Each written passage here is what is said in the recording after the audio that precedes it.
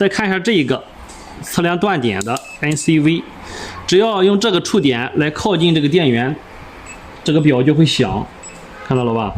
哎，当它不响了，就说明这个地方有断点，是这样来用的啊。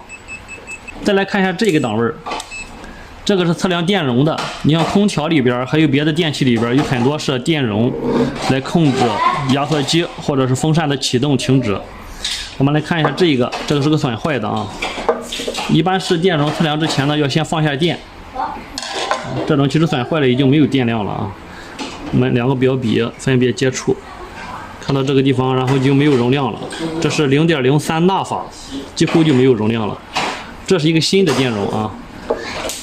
这个呢，应该先放电，放电也是直接这样短一下就可以了啊。然后测量一下，它要先充电，然后所以说有一个时间过程啊，是29微法，这个 UF 就是微法。然后我们看一下这个标注的这个量啊，是30微法，就说明这个是好的啊。再来看一下另外一个啊，就是最后一个档位，这里面呢有3个档。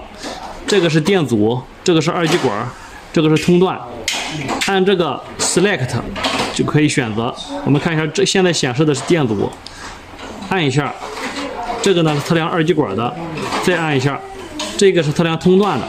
通断呢就是可以测量导线的通断。比如说这一个线，这个线现在肯定是通的，对吧？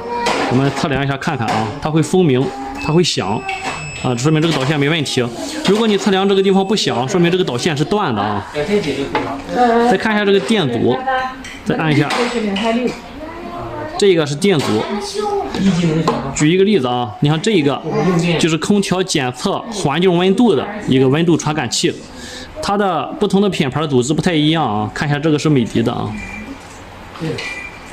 用2个表笔分别接触这2个点，看一下它的组织。现在是 8.47 kO，8.47千欧就是啊。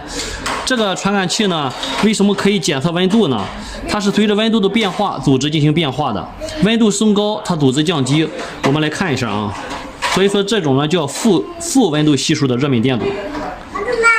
我用手现在捏着传感器，看一下它的组织应该是降低的啊。看到了吗？现在到了 7.7 千欧，7.4 千欧。所以说，当室内温度发生变化的时候，这个电阻就会发生变化，它的组织发生变化呢，电流就会发生变化。